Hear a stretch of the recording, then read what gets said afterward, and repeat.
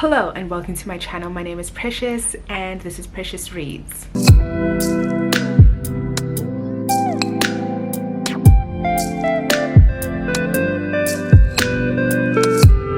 Today I'll be doing the mid-year book freakout tag. Wow, I said it in one go. Okay, that's a good sign.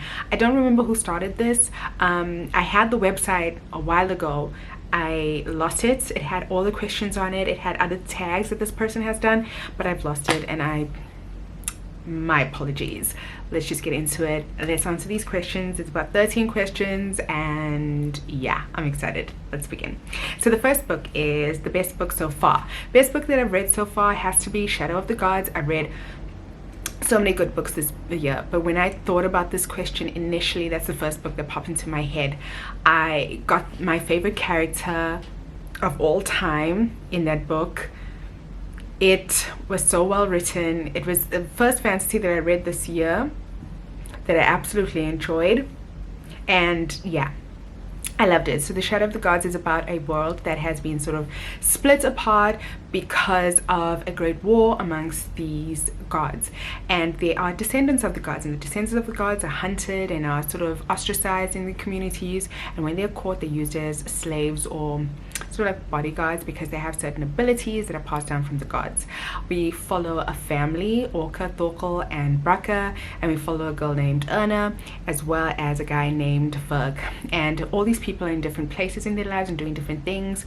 Orca is a mother and all she's focused on is looking after her family, and Erna wants to become a well-renowned hero, and Verg has a revenge quest. He wants to find out what happened to his sister. All these people's their quests change pretty quickly because of events that happen in the book, and a bigger, larger threat is looming in the distance that they need to deal with. I'm assuming they deal with it in the second book. I got the second book, I just haven't read it yet, just because it wasn't on my TBR. I didn't think I was gonna like Shadow of the Gods. I didn't think I was gonna finish it so quickly, so I don't know, I just need to make it a priority. Anyway, the second question is the best sequel. Hands down, The Devil's Advocate is part of Duology by Ashley Jade. I read The Devil, I think, yeah, I read both of them this year, in the beginning of the year, and I read The Advocate as well. It wrapped up the story so well. The conclusion was a smack in the face, and I think this entire duology was just that, and it made Ashley Jade like a standout author for me.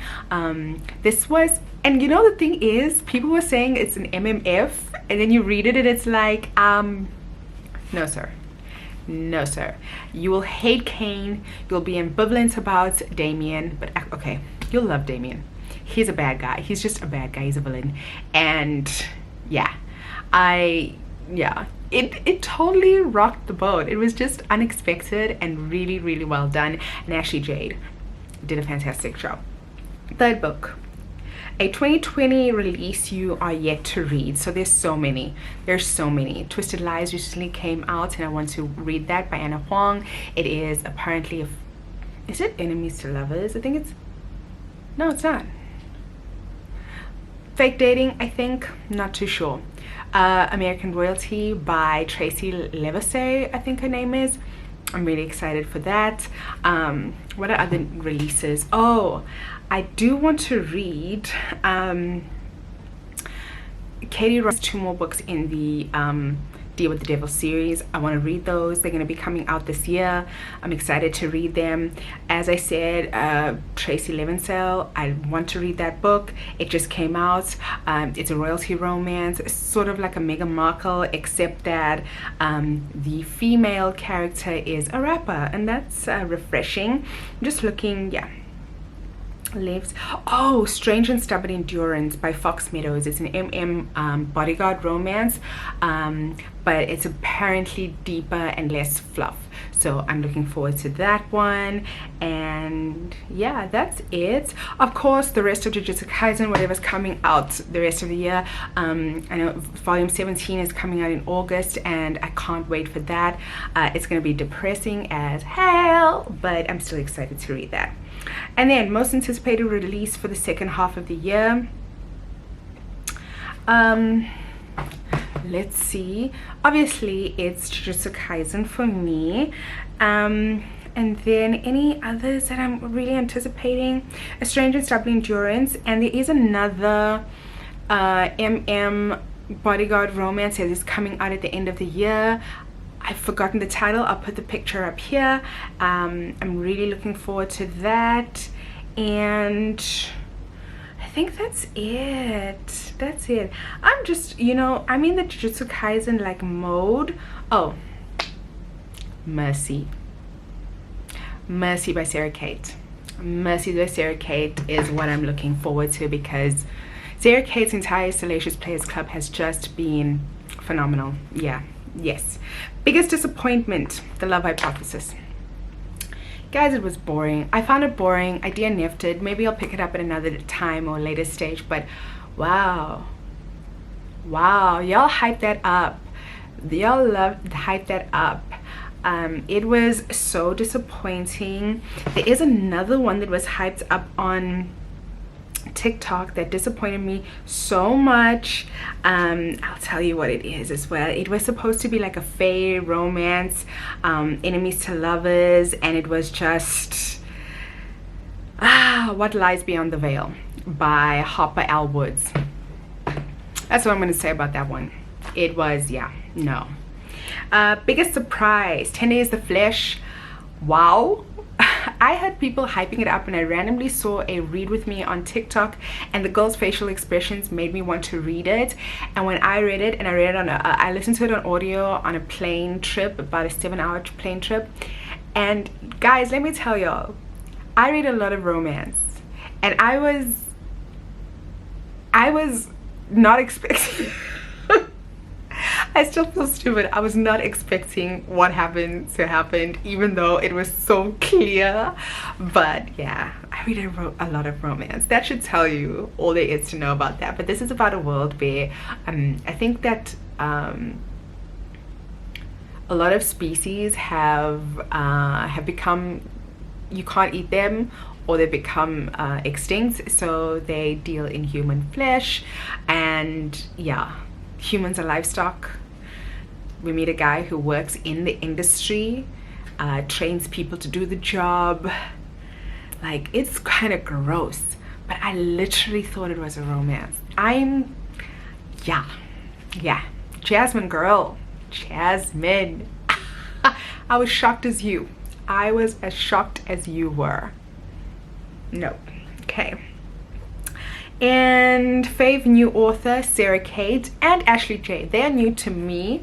Sarah Kate's her Salacious Players Club has just been phenomenal, and I started the first series that I read by her was a duology. It was The Wild Boys, it was Gravity and Freefall, and I absolutely love those. And then I went into the Salacious Players Club. Oh my god, English has left the building, and I love that series. Ashley Jade, I read The Devil Duet, and I absolutely loved it. I haven't picked up another series by her, but I did pick up, I don't know where it is. Yeah, that's what I'm looking for. I picked up a Rockstar Romance by her that I want to read as soon as I have an opportunity to. So I'm excited for that as well. So those are my fave new authors. My god, I cannot, please forgive me. Anyway, newest fictional crush. Orca comes to mind immediately. Orca. She's just from the Shadow of the Gods. She's just a maniac. Just a ball of frustration, pain, anger, and violence. That is what she is. That's all she is. That's all she knows.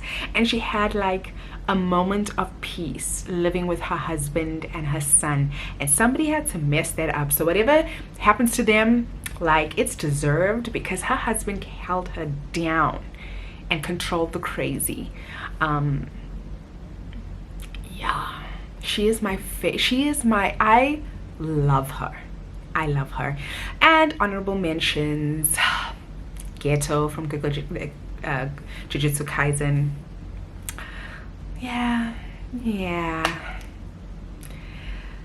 Gojo, yeah, Choso, yeah, Sukuna, Megumi, all from Jujutsu Kaisen. Yeah, Maki. She's just so gorgeous. Okay, moving on. This will be here forever. Okay. Newest favorite character. Orca.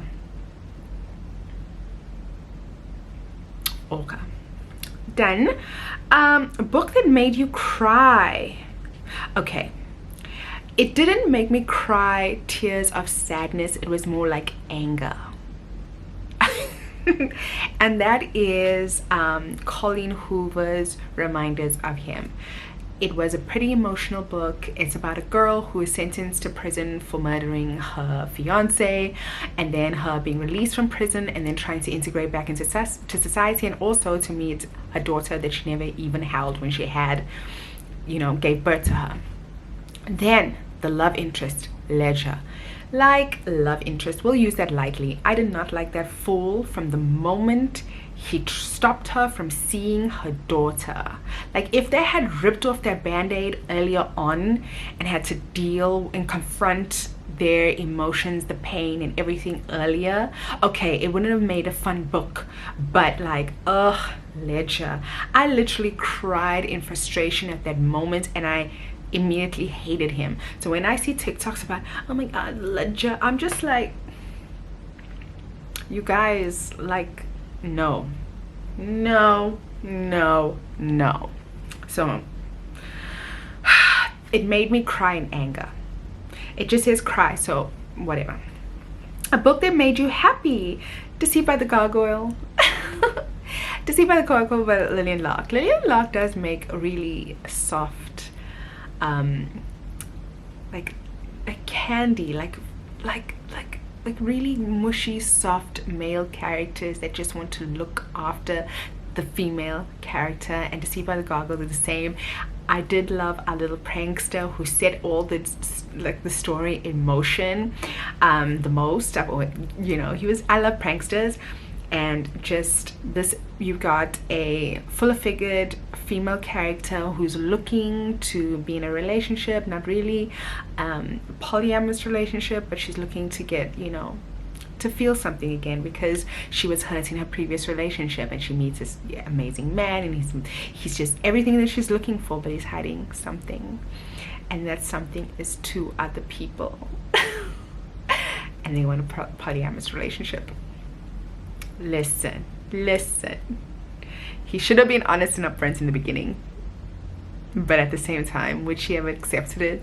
I don't know. Deceived by the Gargoyle, yeah, it just made me smile the whole book from the beginning to the end, because it is just sweet. It's just sweet and fluffy and like good times. The next book is the most beautiful book you have bought so far this year. It's books. It's 2 of them. I will get them for you. So these are the books. Shadow of the Gods and Hunger of the Gods. Wait, did I buy this year? I can't remember, but this one I'm like definitely 100% yes, I bought it this year. Shadow of the Hunger of the Gods by John Gwynne. It's book 2 in the Bloodsworn trilogy. Isn't it pretty? Just look at it. Just look at it. Just look at it. Yeah, it's a big boy. They're big. This one I can't remember if I don't think I bought it this year. I think I bought it in December, like the end of last year.